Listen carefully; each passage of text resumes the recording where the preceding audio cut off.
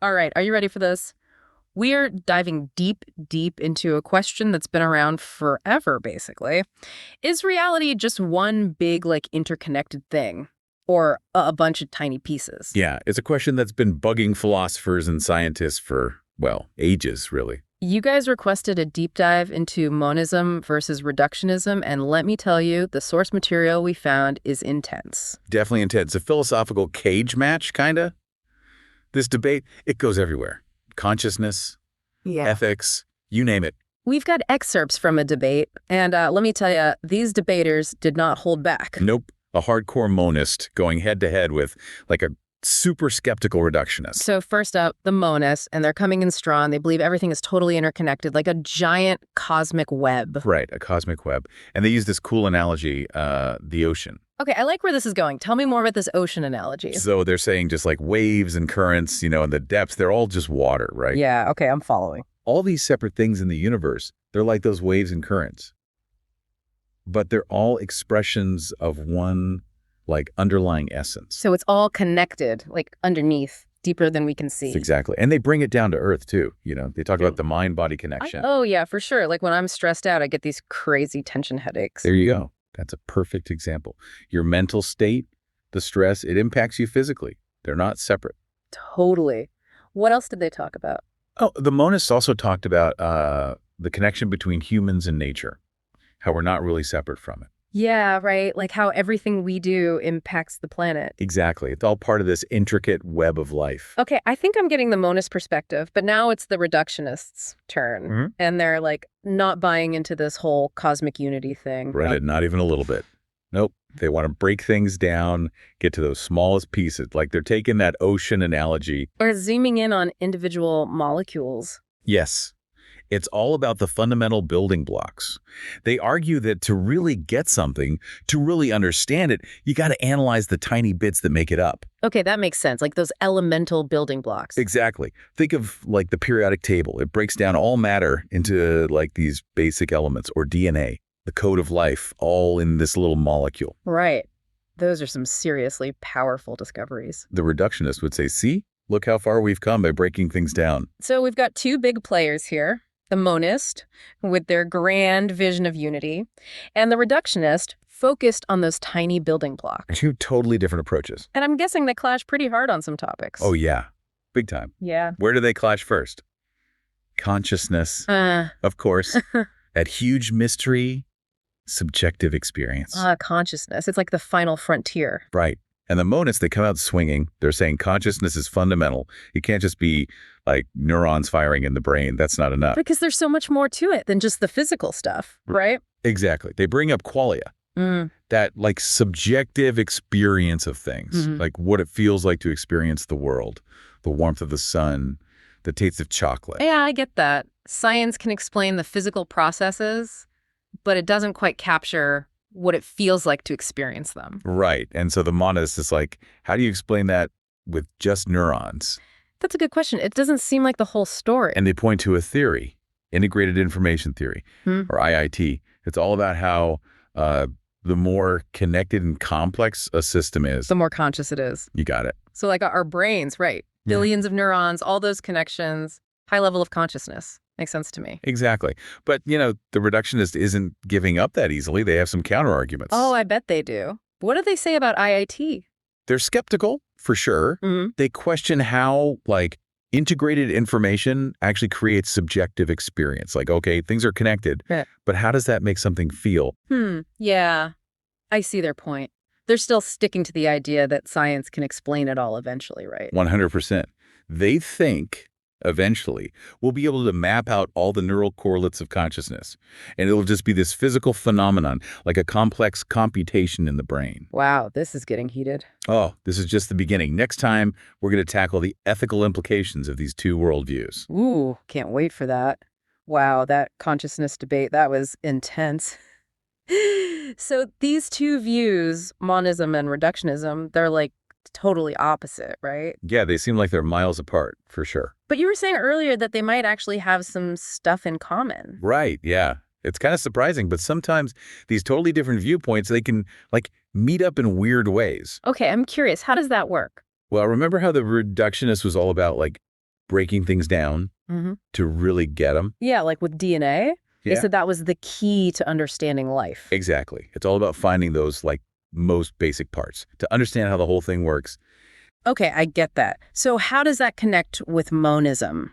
Well, even the Monist, they're big on interconnectedness, right? Yeah. But even they say that understanding those individual parts, that can actually make you appreciate the interconnectedness even more. So it's not about like picking a side, it's more like both sides are important. Yeah, kind of. It's like both perspectives, they've got something to offer. The source material, it even talks about this theory that tries to bridge the gap. Oh, really? What theory? It's called the free energy principle. It's a little complicated, but basically it says that all living systems, all of them, from like a tiny cell to a whole organism, they're all trying to do one thing. What's that? They're trying to like minimize surprise and stay stable. Minimize surprise. What does that even mean? Basically, it means they're trying to avoid like unexpected stuff happening. Oh, okay. Like they're trying to keep things predictable. Exactly. And to do that, well, they need to build models of their environment, make predictions about what's going to happen. So they can be prepared. Exactly. And then they can take actions to, keep things predictable and stable. Okay, I'm starting to see how this like relates to the debate. But can you connect the dots for me? How does the free energy principle bring monism and reductionism together? Well, think about it like this. The free energy principle, it shows how these big complex systems, they can actually come from like simpler parts interacting. Okay, yeah, like it's reductionism in action, right. But it also shows how those little interactions can create something bigger. You got it. It's like those individual neurons in our brains, they're following basic, physics and chemistry rules. But somehow they create this whole like conscious experience. Yeah. Okay, that makes sense. It's like the small stuff adds up to something way bigger. Exactly. It's a pretty cool way to see how these two like opposite ideas, they can actually work together. This is making me think about free will. If our brains are all about like stability and predictability, does that mean we don't really have a choice in what we do? That's a big question for sure. And both the monist and the reductionist, they talk about it in the debate. What do they say? Well, the reductionists, they kind of lean towards like a deterministic view. They say maybe our choices are already decided by, our biology and our environment.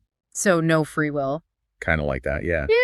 But the monist, they see it differently. They think we do have a choice. Yeah, they think that even though we're definitely influenced by a bunch of stuff, our connection to everything, to that web of reality, that might give us some room for like creativity and choice. So it's not like total free will, Yeah. right? But we're not just robots either. Right. They talk about it as like a co-creation with the universe. So we're not just reacting to the world, we're helping to shape it. Exactly.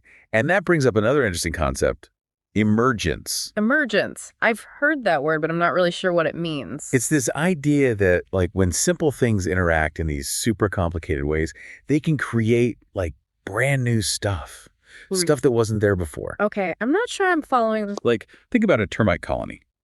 Each termite on its own, it's just following simple rules. Yeah. But together, all those termites, they build these crazy complex structures. Oh, I get it. Like the whole is greater than the sum of its parts. Yes, exactly. Or think about like water molecules. By themselves, they're pretty basic. Right. But when they get together, they create all these properties like being a liquid, surface tension, all that. Yeah, okay, that makes sense. So how does emergence relate to free will?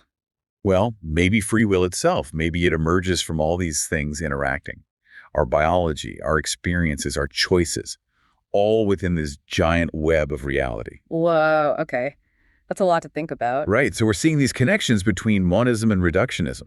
Reductionism helps us see the individual parts. And then ideas like the free energy principle and emergence, they show how those parts can create these big unified wholes. Okay, that makes sense. So where do we go from here? How do we move forward with this whole debate? That's the million-dollar question. And honestly, there's not an easy answer. It feels like we could talk about this forever. We probably could. But maybe the important thing to remember is it's not about picking a winner. It's about like living in that tension between the two views. So we need both, breaking things down and seeing how they're connected. Exactly. We need both analysis and synthesis to really understand the world. It's like having a special zoom lens on our brains, zooming in and out, seeing the big picture and the little details. I like that. And maybe through all this exploring, this back and forth, we'll actually get closer to like a real understanding of reality. I love that. It's not about taking sides. It's about like expanding how we see things. Exactly. But this debate, it's not over yet, right? Oh, absolutely not. We've only just started. There's a whole universe of ideas out there waiting for us to explore. All right, round 3. Our final round in this monism versus reductionism deep dive. It's been like a total whirlwind. Consciousness, ethics, even some unexpected connections. Yeah, we've covered a lot of ground. But now for the real question. Where do we go from here? What does it all mean? That's the big one, right? How do we actually use all this? Yeah, exactly. It can't just be like a fun thought experiment, right? Right. The source material actually gives us some pretty interesting ideas to think about. So let's start with the monist. Okay, the monist. They're all about interconnectedness. So if we really buy into that, if you really believe it, how does that change how we, live? That's a huge question. It seems like it would change everything. Right. The monist, they say this idea, this interconnectedness, it should make us feel super responsible for everything we do. Because, like, everything's connected, so even small choices, they can impact everything else. Exactly. It's like you're not just this isolated person making decisions in a bubble. Every action, it ripples outwards. It affects the whole web. Wow. That's a strong argument for, like, being ethical, being compassionate. Definitely. The monist also talks a lot about always learning, always trying to see things from new perspectives. Because the more you understand about how everything's connected, the more you can appreciate it all, right? Yeah. The beauty, the complexity, it's like we're all in this huge cosmic dance, you know, and understanding your part, that's essential. Okay, that makes sense. But what about the reductionist? How does their perspective shape how we see the world? They're all about those fundamental laws, finding those clear, precise explanations for how things work. Okay, yeah, like the science side of things. Right. They say that's how we make progress.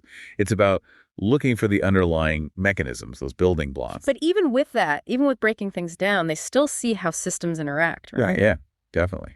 Like how cells become organs or how species depend on each other. They get that. So it seems like both sides, even though they're different, they both give us important information. It's not about picking the right one. It's about using both. I think so, yeah. Monism and reductionism, they both have something to offer. It's like having this mental zoom lens. You can zoom in to see the tiny details, the building blocks, but then you can zoom out and see the whole interconnected universe. That's a great way to put it. And as we keep exploring, keep learning, who knows what we'll discover next. Maybe these two perspectives, they'll actually start to merge.